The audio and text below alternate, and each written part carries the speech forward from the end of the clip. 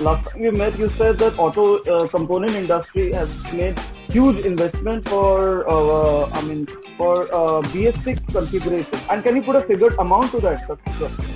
The automotive industry has been facing very rough weather for almost 15 months now.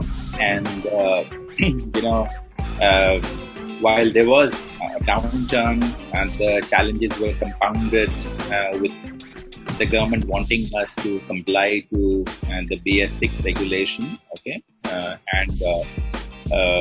This is really a leap of faith, if I may say so. We moved from BS4 to BS6 in just 3 years time frame, and the entire industry made a very huge investment. The component industry invested to the tune of 30,000 crores. So that's a very significant amount of investment that was made by the industry to transition. And mind you, the transition happened in a very short time frame, just from 2017 to 2020. And I'm very happy and proud of the fact that the industry is completely BS6 compliant. And yes, there's still more opportunity to localize a lot of the components that continue to be imported due to the BS6 components. And these need to be localized, and that will continue, that investments will continue. None of us have ever been through a lockdown. This is a really unprecedented situation where there is zero manufacturing, where there is everything has come to a standstill. How is this whole lockdown working out for component manufacturing? The automotive value chain is highly complex, but also it is very significantly integrated, okay, and interdependent. Also, we are a very big country, and very interestingly, the automotive bases exist across the country, whether it is north, south, east, west. Everywhere you have automotive industry. So it is one of India's largest industry, and also it is one of India's biggest success stories. A vehicle manufacturer cannot manufacture even if a single component is not available. Okay. Now, it is not that the vehicle manufacturer is not producing. Okay. Having now obtained the permission, the vehicle manufacturers can only produce if the dealers are able to sell. Also, on the other side, if the component manufacturers are able to seamlessly produce, okay, it will be a huge cost on anybody to commence operations, because restarting itself is a very intense process.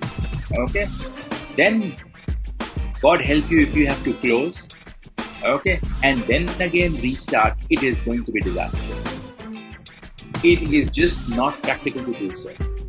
As you said, starting and shutting down and restarting. So now, sir, government has come out with these zone factors: green zone, orange zone, and red zone.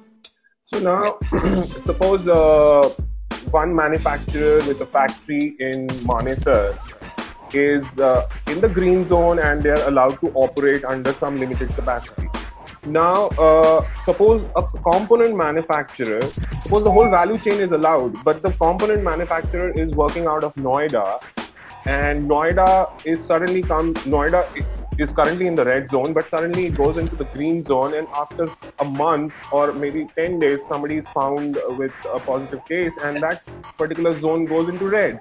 So that manufacturer will shut down. So this whole system of zones, what do you think about it? The system of zones is absolutely the right way to go about it for certain kind of industries. But when it comes to the automotive industry, considering its huge economic contribution, what we are saying is that please allow this industry to function, okay, even if it is in a red zone. But those who are operating in the red zone need to follow the necessary government prescription to ensure that people who are coming in, they feel safe, and that they are safe even when they are inside. There is no concern of spread of the virus. Okay, nobody becomes COVID positive. Okay, even when they go home, so people, the SOPs that people have created actually uh, uh, tell you of what you should be doing at home to stay safe. When you come to the company, what all you should be doing. When you go back, what all you should be doing. Okay, so that we need to make sure that our people are safe. You know, the safety of our people is foremost, it is paramount. Okay. But also the economic activity has to happen. As I told you, if economic activity does not happen, uh, we will not be able to pay people. Okay, and if you're not able to pay people, it means there'll be layoffs. You do not want that kind of a situation. You do not want social unrest. You expect shared mobility to take a major hit because of that, right? Because Yeah, school, so there will be will many changes in the way you live your life.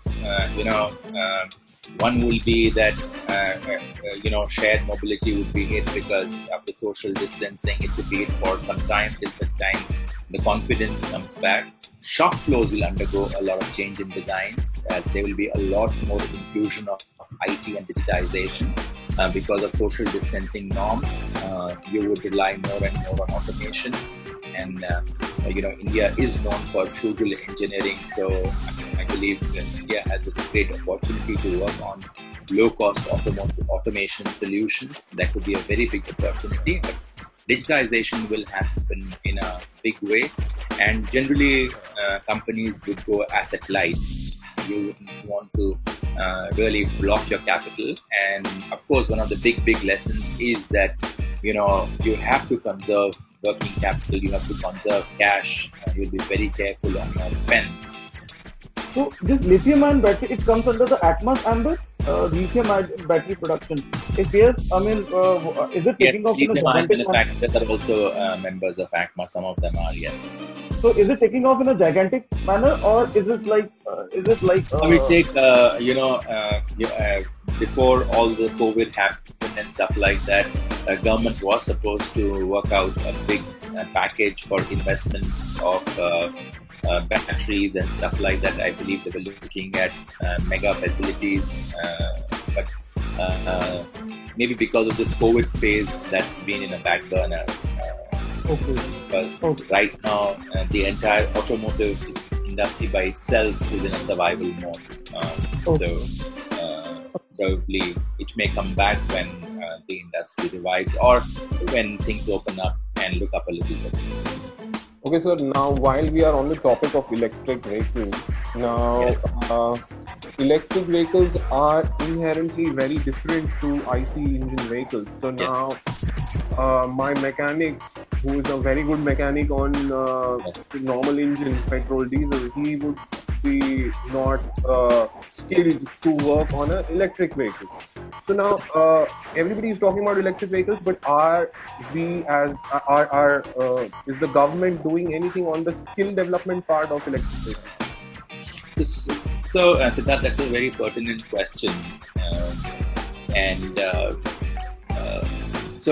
When it comes to skilling, I think the skilling and the challenge is not just about electric mobility.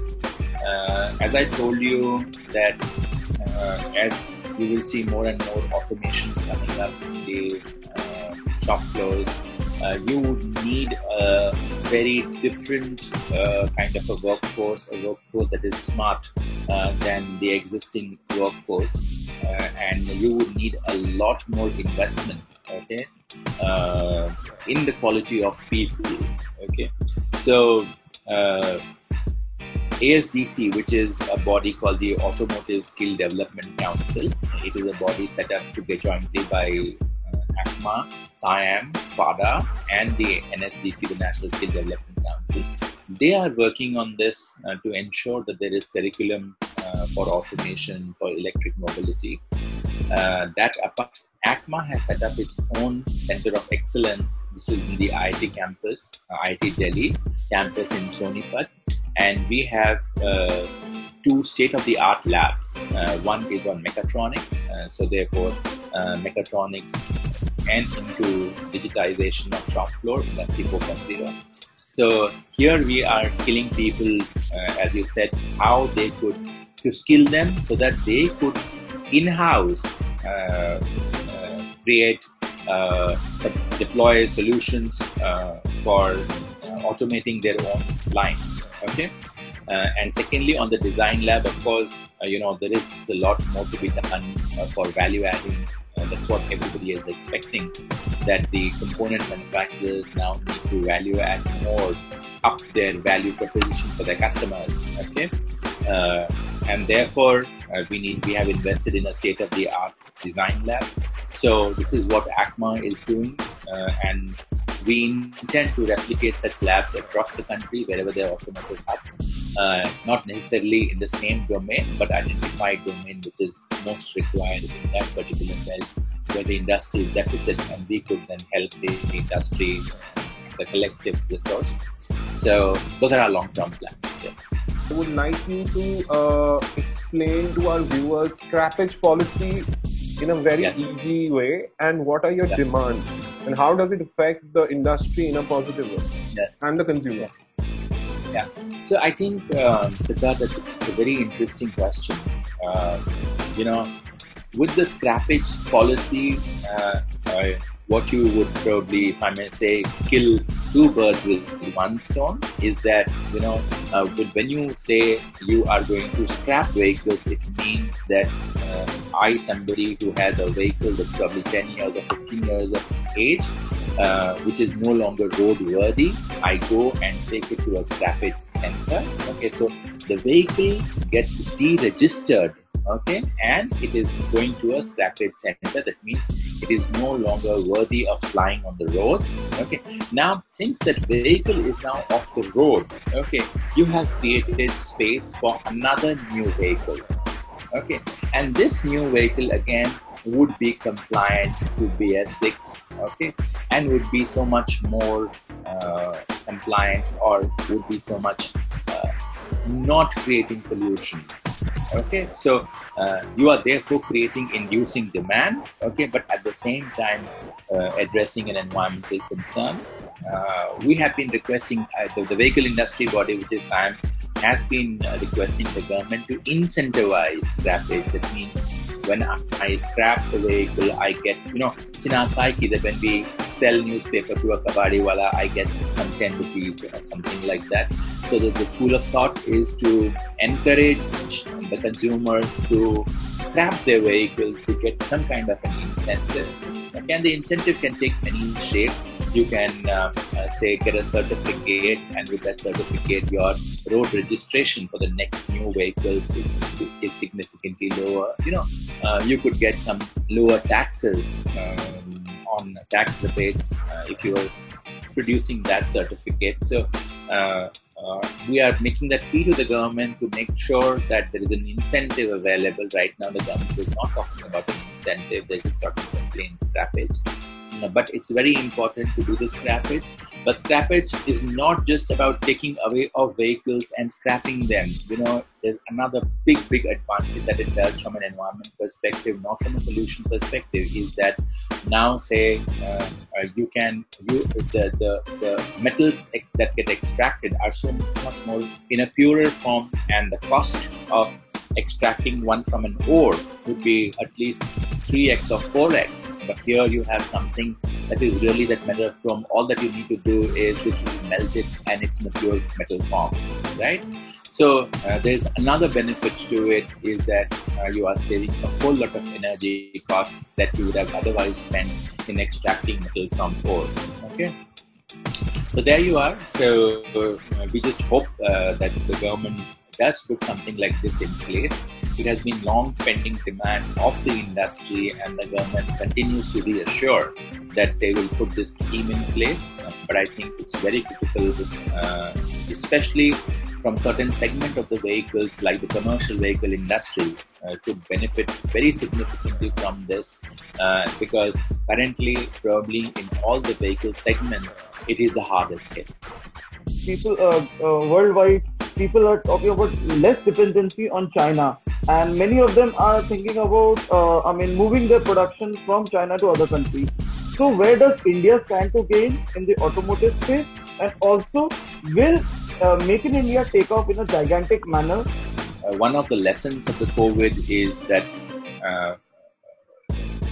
you do not put all your eggs into one basket, because China has been or was considered to be the factory of the world. Okay, and of course, because of their sheer economies, they were producing things that are really, really very price competitive. But with the COVID situation, everybody will. What will happen is that you will find regions aiming for self-sufficiency. Okay, people will look more, or economies will look more inwards rather than outward. And in that sense, because India has a very huge consumption base, and I would say a very reasonably competitive manufacturing base, India stands a good chance to attract industries which are looking for China plus one strategy. People are not going to give up China. People are probably going to look at contingency planning, okay, and therefore probably China plus one base would be what they would look from a sourcing perspective. And having said that, I think India needs to play its card very well. They need to market themselves very, very smartly. And we need to make sure that there are enough and more success stories among people who've already invested in India, that their pain points are addressed. I think we cannot just rest on our laurels and say, hey, we have a great market to offer and believe me, you have to come here. It doesn't happen that way. There are many countries that are competing for the same investments. Okay, and mind you, when we had a trade spat between the US and China, not many companies came to India. They went to Vietnam or even Cambodia, which nobody has heard of, right? So we need to be, the industry and the government needs to put their act together. You know, we need to show them the market. We need to make it easy for them. We talk too much and do very little. So it's very important we actually walk the talk. Yeah. For Indian auto industry, what are the few key challenges and what are the few key opportunities coming out of COVID-19 in the future, in a post-COVID world? I would say, rather than challenges, some of the lessons that we have learned, and some of the learnings that, of course, we've had. I think, first of all, the first learning, as we've already discussed, is that you need to work towards self-sufficiency and not being over-dependent on imports on any geography. Okay. Secondly, I think a big learning has been that the industry is hugely resilient. Okay. And what is really that makes me very proud of the fact is that the way everybody has come together in this time of challenge is very remarkable, whether it is the vehicle industry together with the component industry, together with the dealer community. We are all one today, and we have been talking in one voice with the government. Okay, so this is something really remarkable of this country, that in time of crisis we may have been competitors, but today we are just one, and we want to literally come back. And I believe what we see in Wuhan, in China, we understand that the market has come back very, very strong. And I would really hope and wish that that same happens for us.